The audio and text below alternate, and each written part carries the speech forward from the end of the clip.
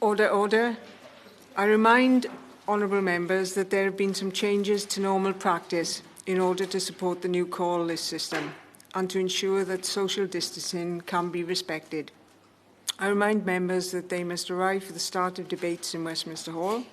Members are expected to remain for the wind-ups, provided there is space in the room. Members are also asked to respect the one-way system around the room. Please exit by the door on the left. Members should sanitise their microphones using the cleaning materials provided before they use them and dispose of them as they leave the room. Members in the latter stages of the call list should use the seats in the public gallery and move on to the horseshoe when seats become available. Members can only speak from the horseshoe. Order, order.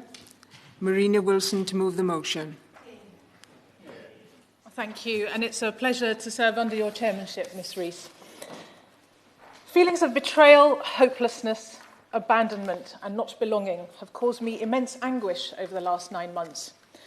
Those are the words of Lisa from London, who spent 34 years as a PAYE taxpayer and was newly self-employed in April 2019.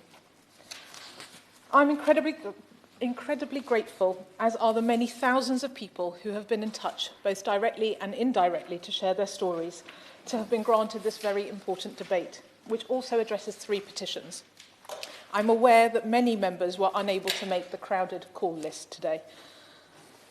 It is 261 days since the furlough scheme was announced and 258 days since the self-employment income support scheme was announced. Yet those very welcome schemes had gaping holes in them. We know that some 3 million people, approximately 1 in 10 of the workforce, fell through those gaps, often ineligible for universal credit and left without a penny of government support over the past 9 months.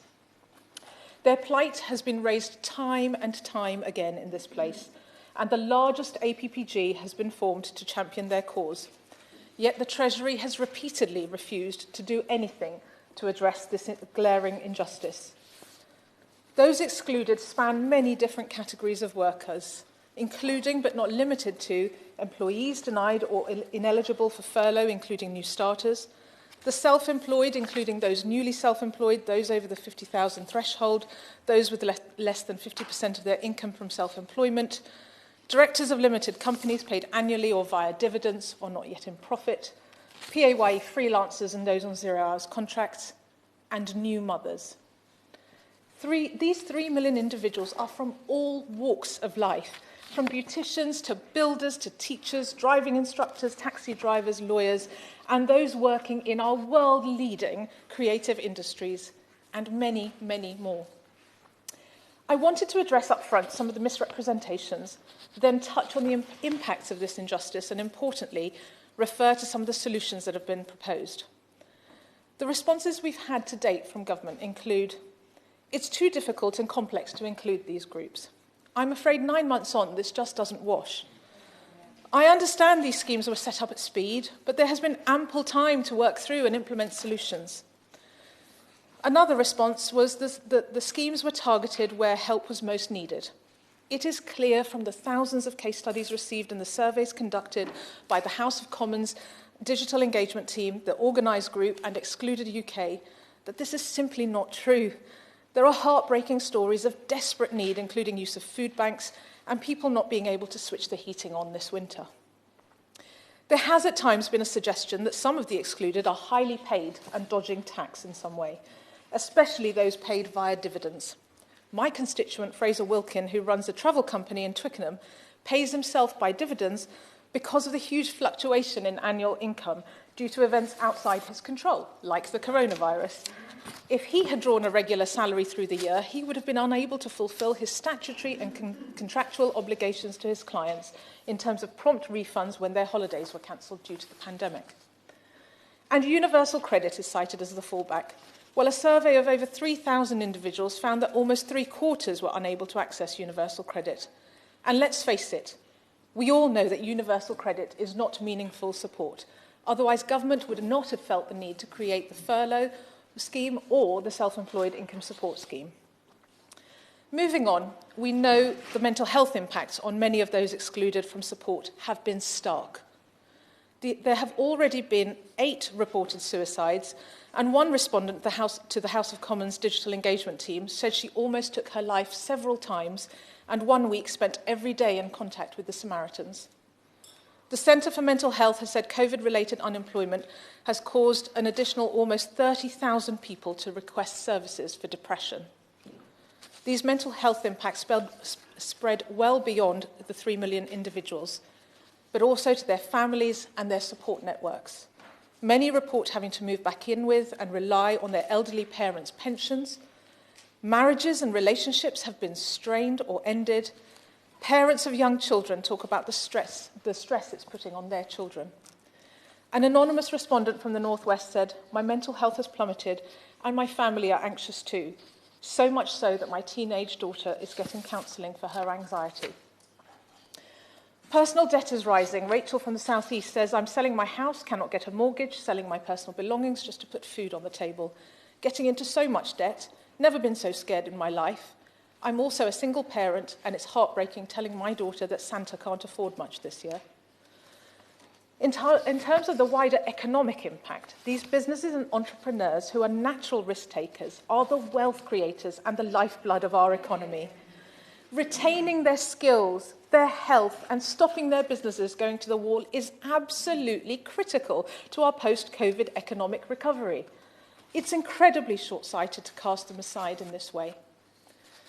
And moving on to solutions, many proposals have been put forward by a number of groups, such as the Association of Independent Professionals and the Self-Employed, the Treasury Select Committee, Federation of Small Businesses, the APPG Gaps in Support, and the various representative groups of those who have been excluded. There's limited time today, but in summary, some of these solutions include using HMRC data to support claims for those with PAYE income history, widening the accepted evidence to demonstrate proof of employment and extending cut-off dates, looking at the 2 specific schemes that have been put forward for directors of limited companies, removing the 50% rule and removing bereavement payouts and carers allowance from the calculation of PAYE income, and extending the criteria for the discretionary business grants. Many of these solutions just require imagination and will. Plenty of experts stand by to help make them implementable. I wanted to conclude by sharing from a children's book sent to me by Kev Payne, who was a teacher and became an illustrator in 2018. He's ineligible for support because of the 50% rule. He wrote a story to try and explain how he feels. In it, the mice are the tax-paying workers and the bear is the government. A storm hits and the bear provides food and shelter for all the animals, but the mice are left out and told there's no space for them. "But I gave you my food," said Mouse. "You said you would help me." "I cannot help you now," said Bear. "I will see you when the storm is over." "But," began Mouse. Bear glared and growled at Mouse. It turned its vast back against her. My plea to the Minister today is, please listen to how these hard-working, tax-paying people are feeling and look at the long-term impact of your policy. The Chancellor does not have to be the big bad bear. He can be Santa Claus this Christmas. The question is that this House has considered support for people ineligible for government COVID-19 support schemes. I'm going to start the wind-ups at 5:10, and there are lots of members wanting to speak. So I'm afraid we're going to have a time limit of 2 minutes. I call Esther McVeigh. Thank you, Ms Rees. And I want to pay tribute to the Honourable Member for Twickenham for securing this important debate today. And I'm delighted that I am co-chair of the APPG for Gaps in Support. And we are all here today bringing their case to this House. Blue-collar Conservatives, of which I'm a founder member, set up the campaign asking for supermarkets to return their COVID business exemption, specifically with the purpose that that money would be redirected to those who've had no support during this period. We met with Tesco's and Asda and the British Retail Consortium and others, and they have done the right thing. They have stepped up to the plate. They have come forward and and they have committed to returning that money. And I want to pay tribute to those who have done that. And so my message to the Minister is that that campaign was specifically that that money would be redirected to those who have not had any money. And having spoken to those firms, that was the basis with which they've handed that money forward. So I do hope that the Minister will act in the same faith and spirit as those supermarkets who handed over that money and that support for those people. Before I finish, I do want to mention specifically two of those big supermarkets who have not committed to give that money forward, and that is Iceland and the Co-op.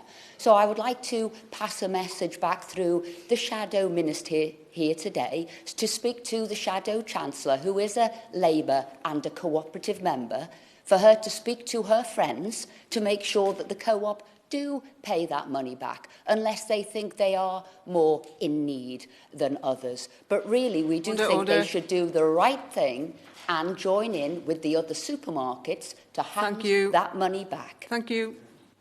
Andrew Selous.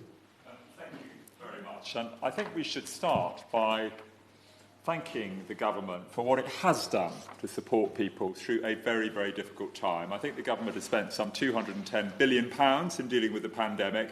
That is an unprecedented fiscal response. And we should put on record our thanks for the scale of that intervention towards people who are in more regular employment.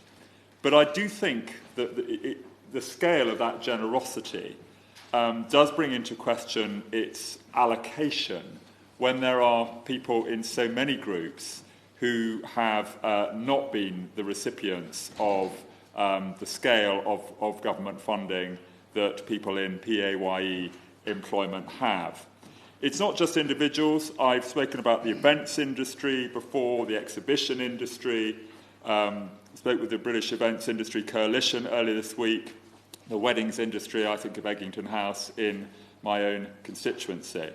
And in terms of the individuals, it's people who work with a construction industry scheme card.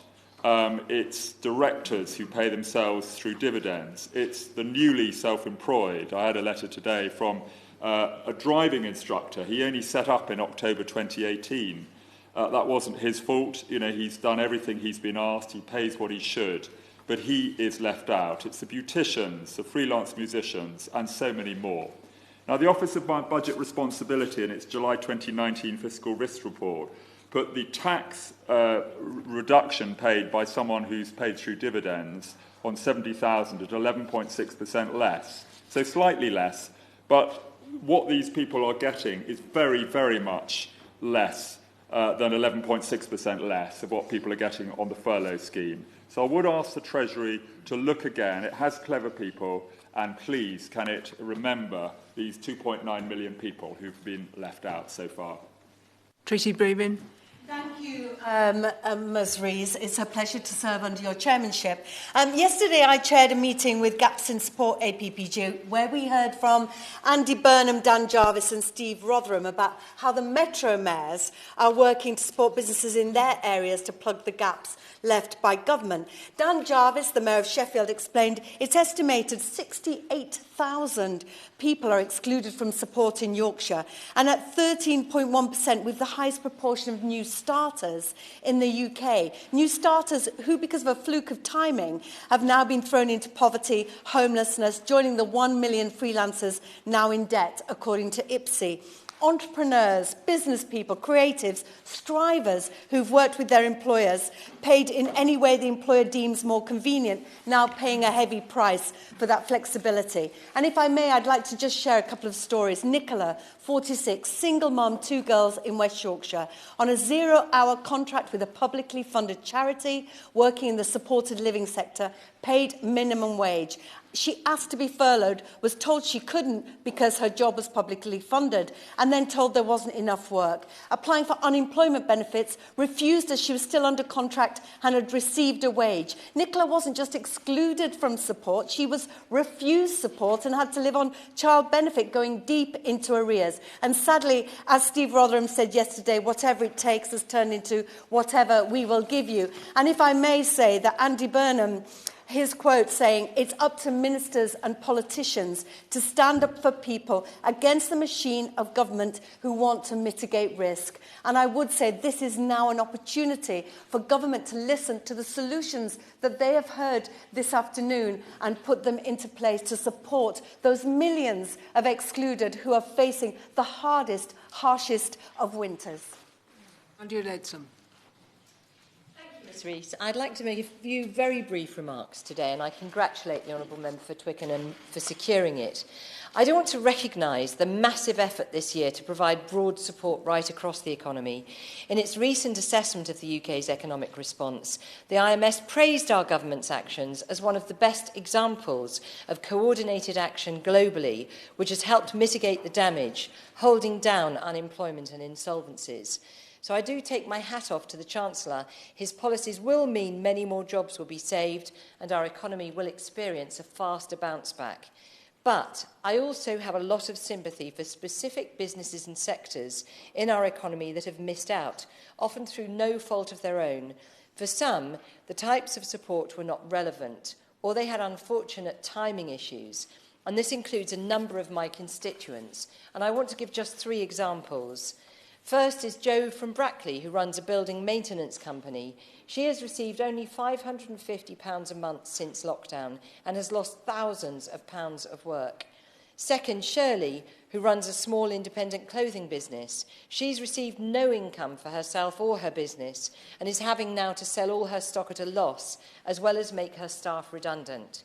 And third, Mark and Louise, who along with so many other weddings and event organisers are unable to operate at all. They've experienced almost 100% cancelled bookings and a total collapse in income. Now, I think most people in the country would agree that this government has gone further than any other government to protect livelihoods as well as lives. But where I do agree with other honourable members is that now is the time to consider those left behind and see what we can do to help them survive into 2021. If we do that, they can start to rebuild their businesses and to create new jobs, as they have done so successfully in the past. Thank you. Stephen Morgan. Pleasure to see you in the chair, Ms Rees, and I'm grateful to the honourable member for Twickenham for securing today's debate. I've repeatedly called on the government to listen to the concerns of people who weren't covered by the self-employment income support scheme and job retention schemes. There has still been nothing beyond social security for those that have been excluded from support from the start, and many self-employed remain cut out from the support from social security for measly reasons. My postbag has been full of real-world examples caused by the government's callous neglect of the issue in recent months, from photographers to driving instructors, the events organisers and wedding planners. Take my constituent Simone. She's a prime example of those who have been repeatedly allowed to fall through the net. Simone started out as a self-employed driving instructor very recently, so she does not qualify for the support scheme. She also can't receive universal credit as her partner is employed. While she was able to begin working again between the first and second lockdown, the latest restrictions mean she finds herself unable to earn and without the ability to access support. The Chancellor said he would do whatever it takes to support people and businesses through the economic impact of the pandemic, but millions across this country, including many in my constituency, know that he's not delivered on this promise. This has left those affected in Portsmouth feeling like collateral damage, as my constituent described, abandoned by this government in the face of unprecedented uncertainty. That's also economic illiteracy. So, Ms Rees, we're all asking the same question. When will the government finally support my constituents and those across the country who've been allowed to slip through the safety net for far too long? Buck. Sorry, my apologies. David.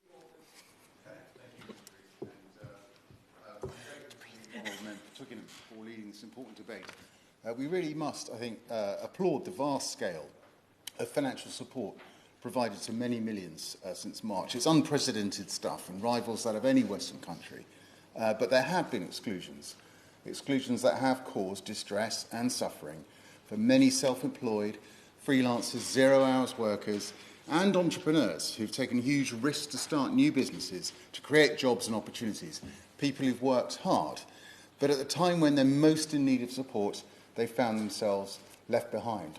On Small Business Saturday, at the weekend, I visited businesses in Frome and met Liz Hubbard, the owner of Badger House Leather in the town's fantastic Black Swan Arts Centre. Now, Liz started her business 2 years ago and has self-funded all of it. Her business was growing, but of course, when the pandemic hit, she had to stop trading. But in order to keep funding it, she worked half-time supporting social work education, and because of this, she became ineligible for the self-employed income support scheme. So the support system has entirely let her down.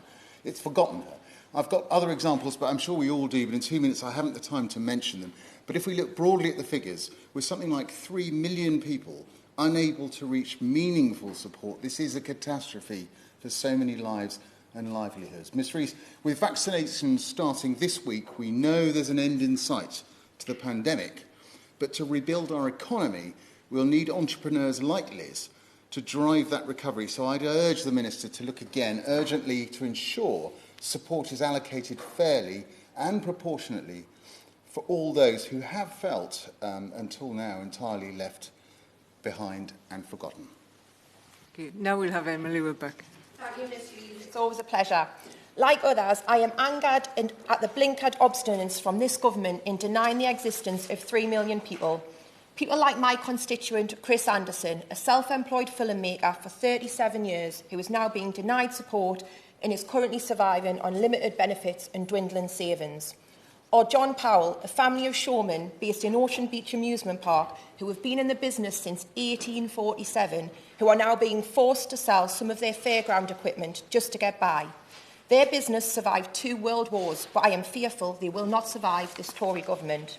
Or my constituent Neil Jelly, who in March lost 80% of his business revenue overnight.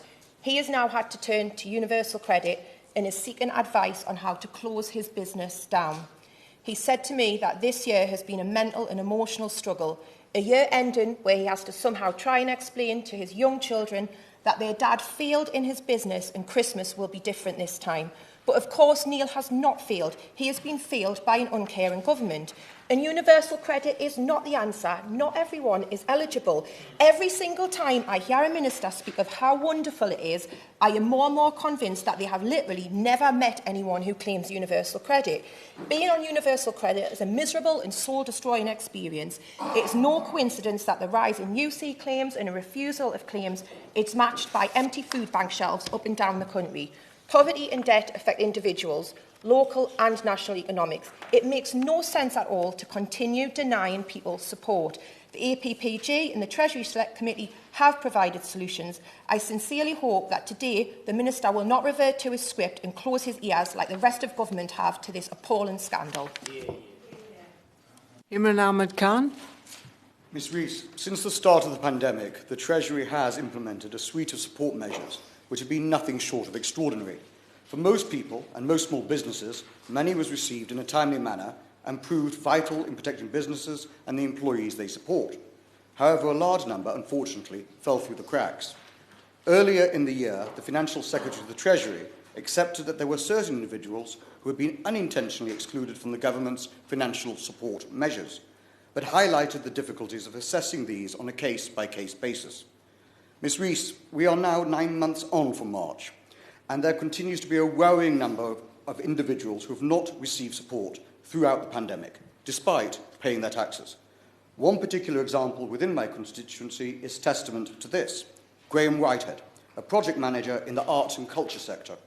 He left his full-time employment in January 2019 and decided to become self-employed.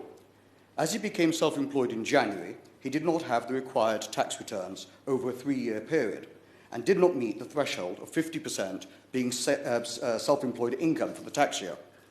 As of the 10th of July 2020, 127 days after the industry was closed, he had received a total of only £6.27 in universal credit from the state. There are many cases, such as Graeme's across the whole country. individuals who have bravely taken a leap, spurred on by their entrepreneurial desire to forge their own path. Those excluded are the risk takers this Conservative government should be encouraging, and it's deeply unfair, and they feel let down by the absence of support. Over the past few weeks, support provided by Her Majesty's Government has been returned to the Treasury from Tesco, Sainsbury's and other large supermarkets. These funds should be repurposed and directed towards those who have yet to receive adequate support. Her Majesty's Government has taken many truly unprecedented steps to protect lives and livelihoods throughout the pandemic. However, we should endeavour to ensure that no one is left behind. Thank you. Jeff Smith. Thank you, Ms Rees. We're here yet again to make a plea for our constituents in Greater Manchester, 130,000 of them who've fallen through the gaps. People like 3 of my constituents, Luana, who runs a small interior design company, Shan, who's a sound engineer, and we make the best sound engineers in the world, and Shan tells me he really worries that there won't be a live music industry to come back to. And Zena, who runs festivals, all of whom were recommended to pay themselves through dividends because they have a irregular income coming through. These are not people who invested in companies to make a profit. This is their income, this is their wages, and they are really struggling. And can I ask the Minister to look at the proposal from the Federation of Small Businesses for something like a director support scheme? The evidence can be there, it can be based on trading profits, and if we don't support these directors, their businesses are going to fail, and the people who work for them and work with them will fail as well.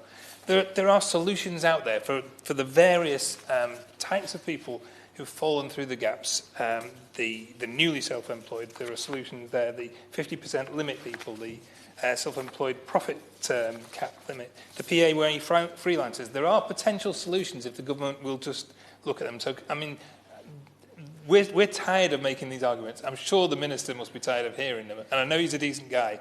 Will he just commit today to having a look at the proposals, for example, the ones from Prospect and Vectors, a paper that I'm sure he will have received, that actually proposes a number of solutions for these people? Because these are hard-working, decent people in our constituencies who are coming to us. Some of them are looking at selling their houses. Some of them are looking at moving back in with their parents. Some of them looking at selling their possessions. They are really struggling, and the government it appears not to want to listen. So I just ask the Minister today, please listen. Richard Fuller. Thank you, Ms Rees, and thank you to the member of Twickenham. And it's true that where the government schemes have worked, they have worked well. It's true also that government schemes are not an entitlement, but a use of very scarce taxpayers' money. And I think if we're honest to ourselves, it's also true that many of the 3 million probably don't fit high on the list of those who are in greatest need because they earn a lot of money, or because the large proportion of income come from other areas. But notwithstanding that, there are some specific areas that I think need focusing on. And it is depressing that too often the Treasury sometimes looks like it is a wholly owned subsidiary of the HMRC, rather than having a broader aspect on the economy as a whole. And I want to focus really on company directors and the proportions of that, because this is a group that many have referred to, who have that grit and determination that is going to be so crucial to our recovery. Becoming a company director is often a moment of pride. It says, I'm going to do something, I'm going to make something happen. It's a moment of tangibleness about why you're going to contribute to society. And as we emerge from the recession, as the Honourable Member for Twickenham has said, these are the risk takers that the government needs to support. My honourable friend needs to find a standard reporting event. He needs to make sure that people can demonstrate a negative impact on their business. And he needs to make sure that people confirm that there is no benefit, that they confirm that they have not received any benefit from government under any existing schemes. Within those 3 parameters, it should be within the wit of man or woman, and certainly within the wit of Treasury, to find something, perhaps along the lines of the forgivable loan suggestion that Professor Francis Green of Edinburgh University has suggested, or the Director Income Support Scheme, which has been supported by others. So I urge the Minister, this is a group who we're going to rely on. Let's make sure we can do all we can to see if there are ways of supporting them with the scarce taxpayers' funds available. Christine Jardine. Thank you very much. It's a pleasure to serve in your committee, and I thank my honourable friend from Twickenham for securing this important debate, because, you see, Covid-19 does not discriminate. But for the 3 million people in this country who find themselves with no support, it must sometimes seem that this government does. Of course, I, and I'm sure they, would all acknowledge that many millions of people have been helped by government schemes, successful government schemes, but that's not enough. It's no consolation. It doesn't help you feed your children to know that somebody else has been helped by the government. And one of the things I find most surprising about this is that many of these people who are suffering are the very people that consecutive Conservative governments have rightly described as the backbone of our economy, the self-employed, the innovators, the creative sector, and no, it's not easy for ballet dancers just to retrain in IT. I was contacted recently by a woman, a makeup artist, who had used her husband's pension to set up a small business to provide for her and her 2 children. She can't work in this. She's getting no support. And I get calls every week from constituents who've built up successful businesses, which they are now losing through no fault of their own because they are following government rules and the government is not helping them. They're distraught. They are at their wits' end. I know what it's like to build a career, and I'm sure many in the government benches know what it's like. Well, think what it's like to have it ripped from you because you are following the government's rules, and in many cases, a government you voted for. I agree with the Honourable Member when he says that many of these people are the people we will depend upon to rebuild our economy. Yes, we will. But if they are to do that, they will be depending on the help that they get now. We want our West End theatres to be alive again, our TV industry to thrive, and now my city, our world-famous festival, to regrow. But they all need help, and they need it now. Covid-19 might not discriminate, and we know how to be fair. Thank you. This government could do so. Karen Noakes. Thank you, Ms. Rees. It's a pleasure to serve under your chairmanship, and I extend my congratulations to the Honourable Member for Twickenham. 2 minutes doesn't give you very much time at all to comment on the issues that have been raised with you, but I would like to extend my thanks to the Chancellor, who took the time to speak to me last week, specifically on the issue of the newly self-employed. And we do know, and it has been mentioned this afternoon, that they have been amongst the groups hardest hit. I'd like to pay tribute to the Chilbolton and Werrell Small Business Group, who set up as a self-help group for many small businesses in those particular villages to find out ways that they could support each other. But they come to me with tales of those who are company directors and not eligible for support, the micro businesses that are set up from home, so don't pay business rates, so have not been eligible for those grants, and the ones who are very newly self-employed, very new businesses, and I would just like to reiterate the pleas for help for them. I'd like to mention 3 cases in particular from my constituency. Jo from the events industry, who tells me that her and her husband have been forced to sleep in friends' spare rooms so that they can Airbnb their home. The lady trying to live on child benefit because her husband had earned more than £50,000 last year but has earned nothing this year, therefore giving them an income over the 2-year period of just £25,000 a year. And I hesitate to use the word pensioners like Susan, but one of my constituents, Susan, who is drawing a small pension, £11,000 a year, and supplementing her income from self-employment. But of course, less than half of her income is from that, so she's not eligible for the self-employed income support scheme. So she says she needs to augment her pension, but is really struggling to get by. There are tales of real hardship, of mortgage holidays that have come to an end, of loan repayments that are now having to be made again. And these people are really struggling. I know that my neighbour, who will be familiar with many of the places I've mentioned today, will do his best to listen and respond. But the argument I think every member has made this afternoon is that people need help now. Christmas is coming. Please give them some hope. Nick Fletcher. Thank you, Chair. Thank you, the member from Twickenham. I must first register my interest. I'm a director of 2 limited companies. As I have said countless times before in this chamber and in the hall, the government's economic response to this pandemic has been unprecedented. As we promoted Small Business Saturday over the weekend, I was pleased to know that almost 1,500 businesses in my constituency have benefited from bounce-back loans, and 3,500 people have managed to keep their jobs because of the furlough scheme. Yes, as I made clear 3 weeks ago now, it is time for the government to provide support for directors of limited companies. Establishing yourself as a limited company has some small benefits with regards to national insurance payments, although much of this is removed with the payment of corporation tax. The main reason for being a limited company is, as the name says, to limit one's liability as an individual. So to be penalised because one is a director and takes remuneration through a dividend seems harsh. A week is a long time in politics. 3 weeks, it seems, is a lifetime. After all, on the 18th of last month, I stood in the chamber along with many of my colleagues and called for the large supermarkets to return the rate relief they had received from the government, as they had not been hit financially by COVID. I am pleased to say that since then, £1.8 billion has been issued back. With this in mind, I call on the Minister, therefore, to do three things. Firstly, ensure that those businesses and sectors which were not in trouble financially return the monies gained through rate relief. Secondly, give the businesses the options to tick an opt-out box, which would ensure that they do not receive support in the first place if they do not need it. And lastly, and most importantly, I ask the Government listens to the concerns and recognises the plight of the self-employed directors.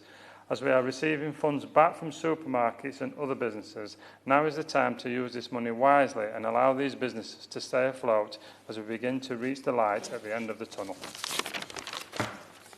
And I thank members for adhering to the time limit. It's much appreciated. SNP spokesperson Peter Grant. Thank you very much, Ms Rees. I'm pleased to be able to sum up in this debate for the Scottish National Party. Can I commend the honourable member for Twickenham on securing the debate and everyone who's contributed. And as others have said, we could have filled this room 4 or 5 times over with members who would have liked to take part, but who just realised there wasn't going to be space. And I can't be the only person who's noticed today, again, that nobody yet has defended the government's failure to support these 3 million people. I can also commend the several campaign groups who are helping to make sure that this scandal will not go away, not this year, not next year, not any year, until it's addressed. I'm sorry I don't have time to mention by name all of my constituents who have contacted me and asked for their plight to be publicised, let alone the people from outside my constituents who have been in touch in the last few days with specific reference to me speaking in this debate. The first and most important point that has to be made, because it's one the government sometimes tried to fudge, is that this is a deliberate policy decision by the government. It's not that they couldn't have helped these people by now if they'd wanted to. It's that, frankly, they don't seem to care enough to have even tried. And it has to be action by the UK government that addresses this problem. None of the devolved administrations have got the borrowing powers that would come any close to the amount that the UK government is borrowing to fund its COVID support package. By 2025, UK government debt will be somewhere in the region of £2 to £2.5 trillion. The devolved administrations aren't allowed to borrow money to do that. If they were allowed to, I'm quite sure that at least one and possibly all 3 would be doing so. To the many harrowing stories that we've heard today and in other debates, I can mention my constituent Gemma, who moved from being employed to being self-employed early in 2019. So for 2018-19, her earnings income was higher than her self-employment income. She didn't qualify for support. She has now submitted her tax return for 2019-20. A period obviously ended just shortly before lockdown was imposed. Deliberate policy from the government is that they ignore her accurate tax return for 2019-20 as evidence of what she was earning, which she would have earned this year. But HMRC are quite happy to use the same tax return as evidence that she now owes them £9,000. There's a good reason why it was the 18-19 tax returns that were used as a basis for the first scheme when it was announced last year. There is no excuse whatsoever when the government now have a scheme open for applications yet again for self-employed support. There's no excuse whatsoever to continue to exclude people simply because the 2018-19 tax return significantly understated their self-employment earnings, or in some cases significantly overstated their allegedly employed earnings. People such as Joanne in my constituency, who still runs a small business, the family ran another business that failed because of a serious accident to a close family member who was involved in the business. To help to cope with that, they cashed in their pensions at exactly the wrong time. Cashed them in 2018-19. A few months earlier, a few months later, it wouldn't have counted. Because of when they cashed them in, it counted towards her earned income, so now they get nothing. Just like Gemma, Joanna's tax return for 2019-20 will tell a much more accurate picture of her earnings, but it will be ignored by the government, although again, of course, HMRC will quite happily use it as a basis for the tax that she's due to pay them. It would be easy just to say this is happening because the government doesn't care. But even if it was true the government genuinely couldn't care less about the plight of these 3 million people and their families, surely they care about the damage to the economy of these 3 million people disappear from the wealth creating of the economy in the future. Let's not forget that this time last year, all of these people were working in their businesses, they were creating wealth, they were providing valued services to the local communities and beyond. Some of them were giving jobs to other people in the community. All of them were paying their taxes into the government coffers. That's what they were doing this time last year. This time next year, or maybe even earlier, every one of them wants to be doing exactly the same. They want to be part of our post-COVID shared economic recovery. In order to do that, they need support this time, this year. So I say to the Minister, even if the government's approach to these people is as callous as it sometimes appears, surely it's in our shared interest to get as many people who want to be in business after COVID, to help them to get into business or to stay in business. It's not about charity, it's simply about parity. Thank you. Opposition spokesperson Bridget Phillipson. Thank you, Ms Rees. It's a pleasure to see you in the chair, and I appreciate that we're slightly pushed for time. I'm very grateful to the Honourable Lady from Twickenham for securing such an important debate on a very timely issue. For 9 long months now, many workers have had no support whatsoever from the government due to glaring gaps in the government's various schemes and wider provisions, inadequacies which we on these benches have highlighted time and again. Now, many of these problems could be fixed with political will, but the government so far has chosen to do nothing. Those problems have festered and worsened, and today they are endangering our economic recovery. I'd like to pay a particular tribute to the members we've heard from today, whose contributions have shown the impact that being shut out of support has had for so many of their constituents right across the United Kingdom. And I pay particular tribute to my honourable friends from South Shields, Batley and Spen, Portsmouth South and Manchester Withington for making such passionate cases on behalf of their constituents. Like many of the members here today, I've also heard from constituents who find themselves in this position. One constituent, newly self-employed after starting his own business, who told me, "I'm from a working class background. I've worked and paid taxes since leaving school, funded my own retraining. I've not claimed any benefits at all during this time. I've worked hard to earn everything that I have achieved. I admit to feeling disappointed and let down that due to a quirk of timing and dates, I won't be afforded the same level of government support." I've also heard from many of the unions representing working people in this country, Community, Equity, the Musicians' Union, the Writers' Guild, Prospect and the GMB, about how many of their members are in similar situations, and also from the Federation of Small Businesses as well. Across professions, the same issues keep coming up time and again. The exclusion of the newly self-employed, the 50% threshold, people who aren't eligible for universal credit despite a huge drop in income. We also know that despite some recent welcome changes, there is ongoing discrimination against women who've taken maternity leave. Now, I've said before, and I'll say again, that we on these benches accept that it was difficult to get everything right when the government set up these income support schemes back in March. But we are months into this pandemic now. We know where the gaps are. We've pointed them out repeatedly. Members have made the case here today.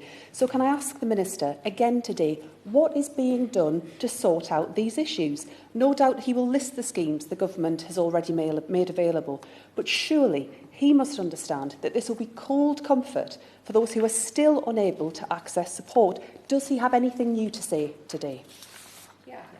The government's failure to address these issues now is also storing up problems down the line. There are many self-employed people who've put money aside into savings accounts to pay for end-of-year tax bills. In many cases, these savings trigger an end to their universal credit eligibility, or they can only claim at a reduced rate. This means that not only are they going without support for longer, but they will face even greater financial difficulties when they are required to pay their end-of-year tax bill. And as we've heard today, government inaction risks the very economic recovery we all desperately need and we all want to see. Entrepreneurship is the backbone of our economy. A dynamic economy needs people willing to take risks, become self-employed, start their own business. After all, it was SMEs that after the 2008 financial crash spearheaded economic recovery, gave people hope, gave people work. But now, when so many self-employed people are in need, the government is not there to help. They've seen how they've been treated by this government, and I worry that they'll be wary of taking steps that could help drive our recovery. We know that many who are already self-employed, as we've heard today, are now considering giving up on their careers, giving up on their businesses. And this is a particular concern among women, among those from low-income backgrounds and Black, Asian, minority ethnic communities. We should be doing everything we can to ensure that an economic recovery benefits everyone in our country. And we should be giving the self-employed the confidence to keep going, not leaving them to sink or swim. Because if we don't, we will face a much slower, less inclusive recovery. This is in the Minister's hands. It's not too late to listen. It's not too late to act. Minister John Glenn, would you mind leaving a few minutes at the end? Thank you. Thank you, Ms Rees. It's a pleasure to serve under your chairmanship, and I would like to firstly congratulate the Honourable Lady, the member for Twickenham, for securing this debate, and I'd thank the, 14 backbench members for their contributions. I've listened very carefully to every contribution, and they speak very powerfully to the many cases of hardship that I recognise exist throughout the country. And I would like to acknowledge the article written by the Honourable Lady in the House magazine today and the briefing by Excluded UK, which was made available for this debate yesterday. I've looked at it very carefully, and I shall take back their three-stage approach, and we will continue to see if we can move forward. I recognise there's a sensitivity to government ministers standing up, listing all the measures that have been given so far. So I will just briefly go through some of that support, very briefly. But I will move on then to the context and rationale behind some of our decisions and address some of the points, I think, that have been raised so far.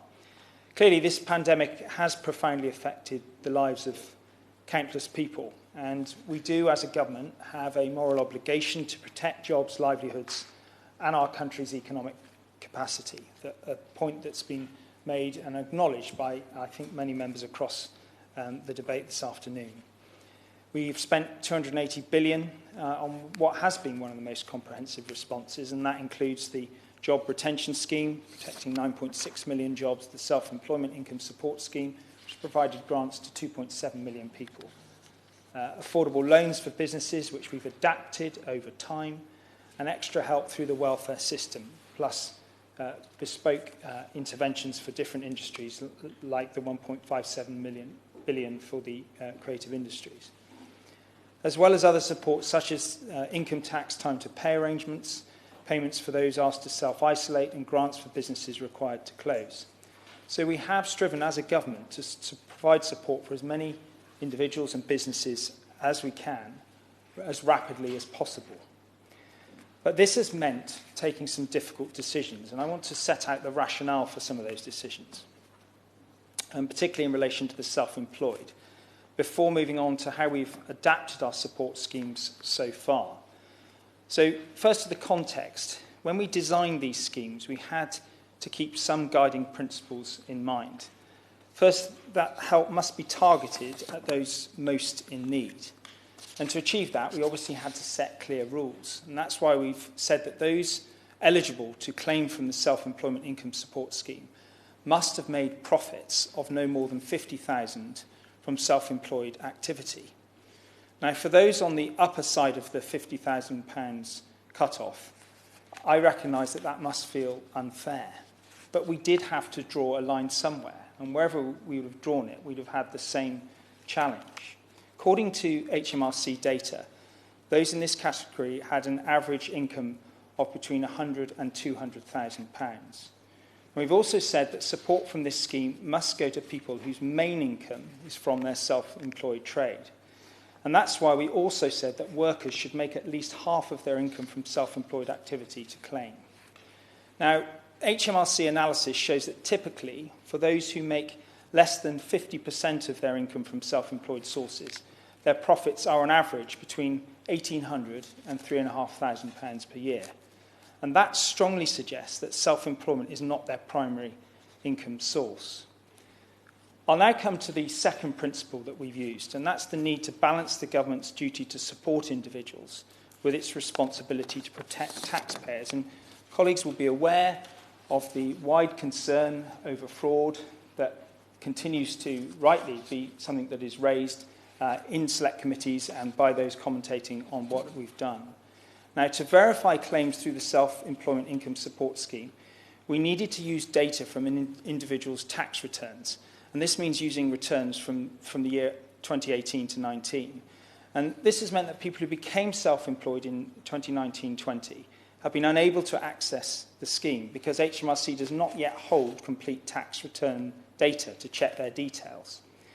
Now, we are listening closely to individuals who pay themselves through dividends, but that presents another challenge, which is that there is no practicable way of distinguishing dividends derived from an individual's own company and those from other sources.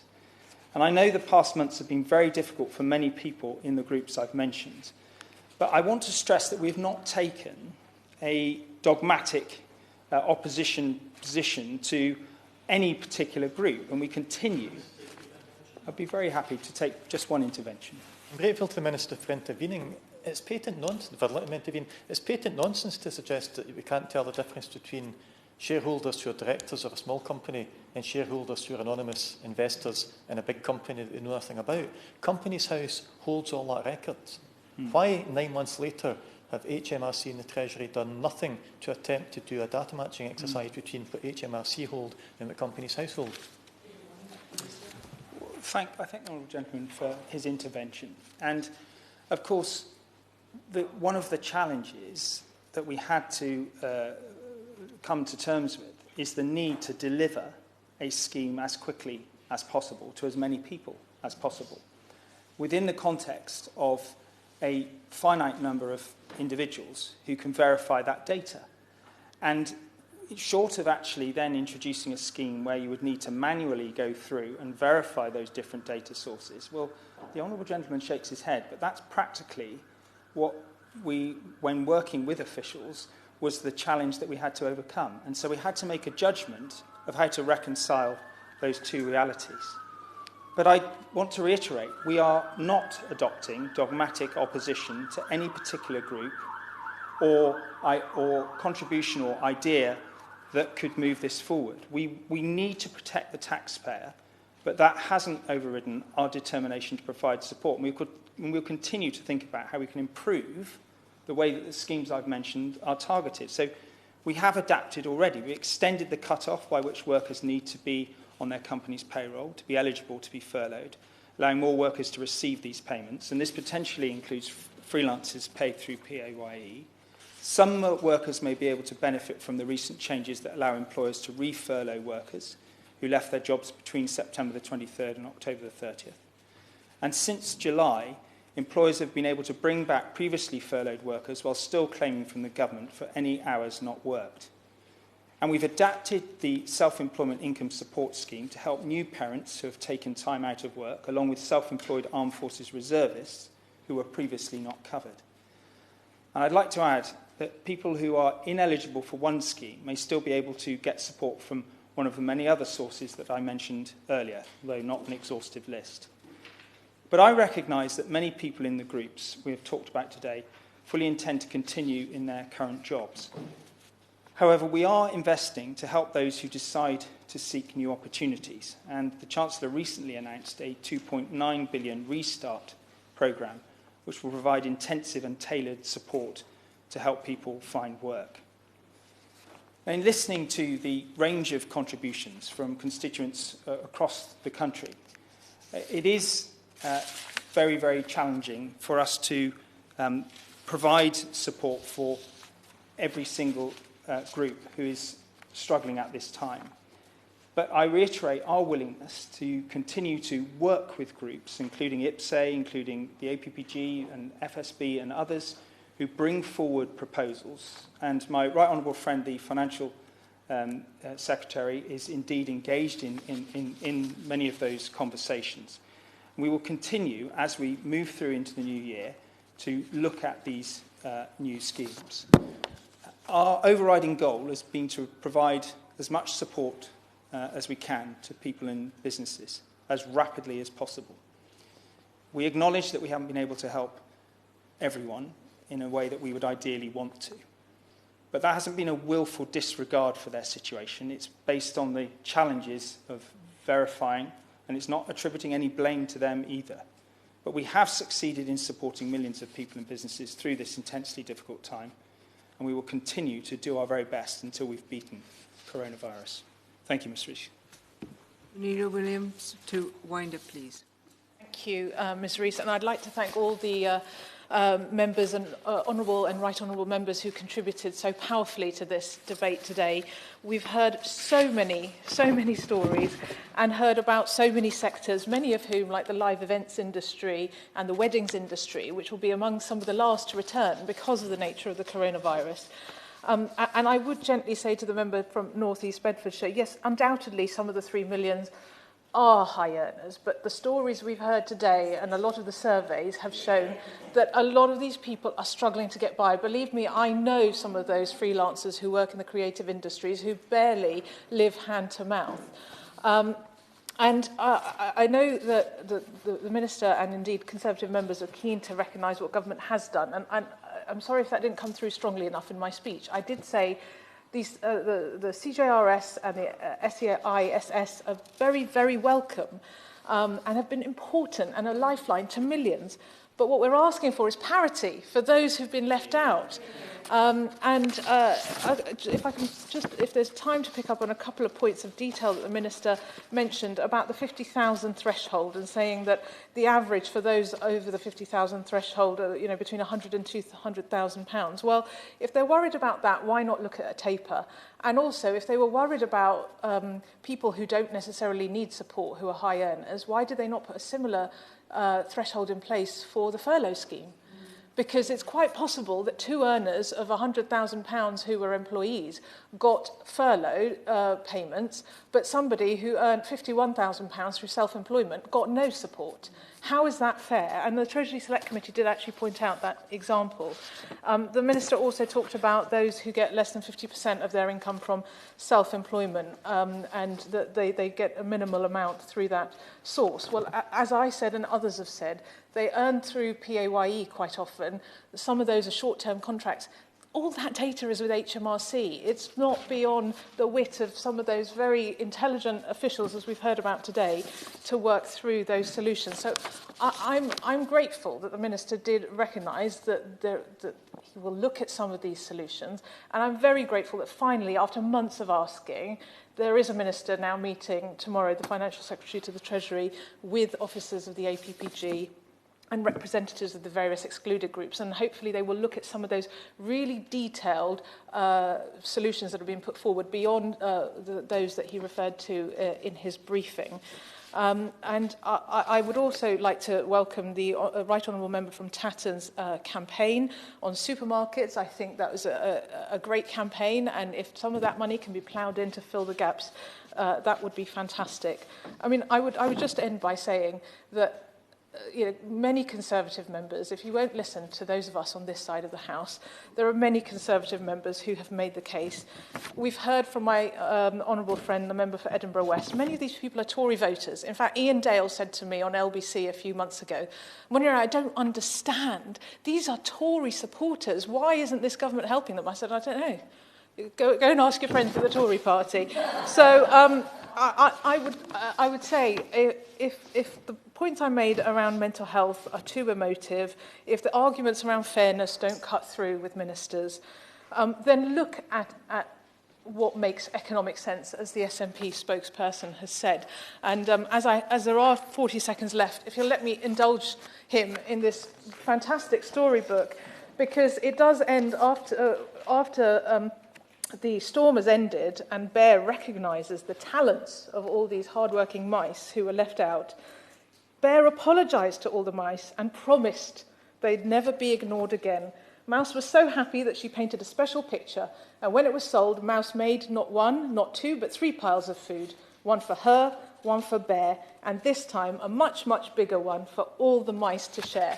So there's an allegory about the economic benefits of helping those who've been excluded. So I look forward to hearing a slightly different response the next time we come back to this debate, or hopefully there won't be a next time. He'll solve it before Christmas. Thank you. Wilson. The question is that this House has considered support for people ineligible for government COVID-19 support schemes. As many as are of that opinion say aye. Of the contrary, no. I think the ayes have it. The ayes have it. Order, order. The sit-in stands adjourned. Will members please leave the room promptly by the door on the left while observing social distancing?